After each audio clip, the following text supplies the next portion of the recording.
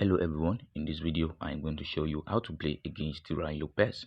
So the Ruy Lopez starts after e4, e5, knight f3, knight c6 and bishop to b5. This is the starting position of the Ruy Lopez and you're going to play a6. So white can take this knight and after we capture, take this pawn.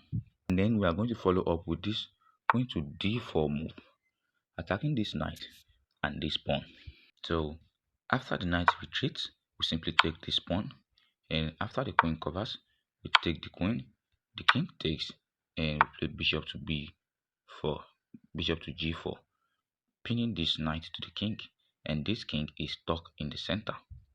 So this is a nice position for us because we have the two pair of bishops, and we can castle our king to safety, and white's king is stuck in the center.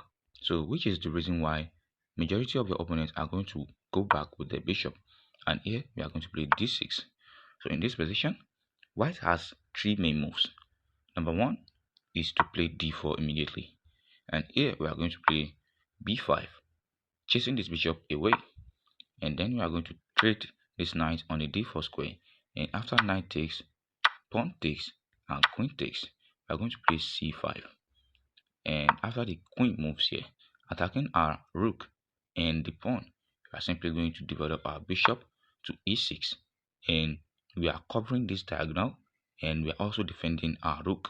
So white can just play a move like queen to c6 check, and we are going to cover, and after white repeats, we are going to play c4, and this bishop is trapped.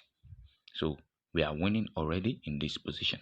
So if white does not play d4 immediately, the move that white can play is c3, and here we are going to play this aggressive move f5, and the most popular move is to take, and we are going to develop our bishop, and after white castles, we are going to play bishop to d3, and this position is blocking this d pawn, and it is preventing white from developing his queenside pieces. So we are attacking the rook, so the rook has to move. And now we have to remember this: do not make a mistake of playing knight f6, because in this position white can simply play knight to d4, and this pawn cannot move because the pawn is pinned, and they are double attacking this knight. And then the only move that we can play to not lose immediately in this position is to play queen to d7, and after white trades and we take back, white has this move queen to f3. White has this queen to f3 move, attacking our bishop and also attacking this pawn. And if we play a nice move like retreating our bishop, we are already losing because this here is pinning our queen and also attacking our rook. And if we take, they just take, and after you move, they take your rook, and your position is lost. So you have to make sure you don't make this mistake. And the best move is to play bishop f to e2. Now, because this bishop is annoying to white and is not letting white develop its pieces, so white is going to play this move, trying to trade off our bishop, and we are simply going to take this bishop, and after queen takes, we are going to develop our knight, and after d4 we are going to play e4, because we do not want to open the center for white to attack our king. So after a move like knight to g5, attacking this pawn, we are simply going to play d5, and you might be thinking that this move knight to e6 is a really strong move, but no, it is not, because even though white is attacking our pawn and our queen, we can simply move our queen, and white should not take this pawn, because if it takes, we are going to play queen to f7, attacking this knight, and the only way for white to defend this knight is to play bishop to h6, and here we are just going to cash in on the knight and play bishop to f8, and in the next move we are going to take this knight, and after white takes, we take back, and we are up a piece. So this position is winning. So in this position, if white doesn't play c3 also, white can play castle kingside, preparing to move the rook to the center. So in this position, we are going to play this bishop to g4 move, and after h3, white is trying to chase this bishop away, and we are not going to move the bishop. Instead, we are going to play h5, and we are going to sacrifice our bishop. This is called the fishing pole trap, and this bishop cannot be taken because should white take this bishop, we are going to take back, and after the knight moves, we are going to go queen to h4, and we are attacking this knight and we want to win the knight. So if the knight moves anywhere, this is checkmate. And because this knight cannot be saved, white can play this move f3, trying to escape with the king. So instead, we are going to lock the king in jail, and the king cannot move.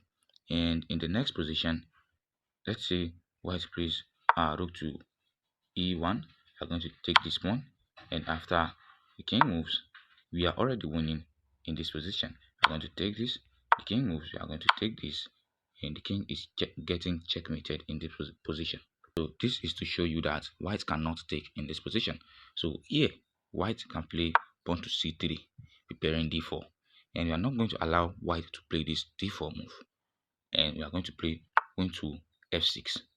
And you should remember that white cannot play d4 in this position because we simply take this pawn, this knight, and after the queen takes, we take back. After the pawn takes, we kick this bishop out of town, and after the bishop moves out, we are going to take this pawn, and after it takes back, we are going to take this pawn, and we have a really nice position.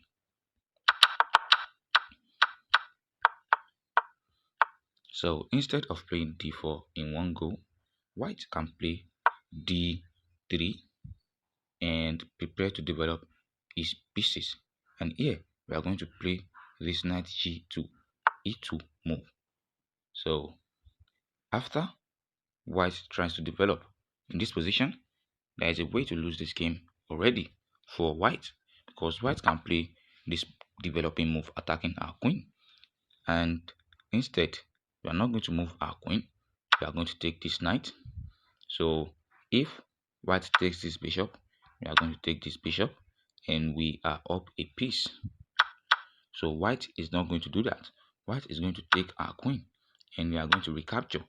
And if white takes this knight, we are going to take this bishop, and we have a nice position because we are up a piece. So that is it.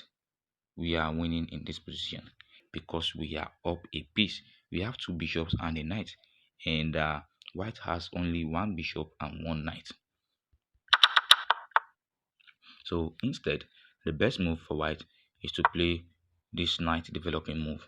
And now we are going to go aggressive and play g5. And here, after a move like rook to e1, we are going to retreat our bishop, freeing this g4 square for our pawn to push. So because we are planning to push this pawn, white is going to play this knight back maneuver in order to cover this square, and this does not stop g4 because we go g4 anyways, and after white takes and we recapture, white can take this pawn, but this position is not nice at all because number one, we can play this move threatening checkmate and also attacking this knight, and we can also just move our queen, and after this knight moves and we play long castle and this knight covers, we can develop our bishop, and after takes and say a move like queen to e2, we can play this rook to g8 move, and we are threatening checkmate in this position. So white cannot just do as he likes. So I am very sure that from this position you can absolutely win this game because you have these open files with your rook and your queen and your bishop all staring at your opponent's king. So this is a really nice position, and this position is given 3.6 plus 3.6 by the chess.com engine, because this position is crushing. Even though we are down 1 pawn, we have a winning attack. So if you found this helpful, please like and subscribe to the channel, and I will see you in the next one. Thanks for watching.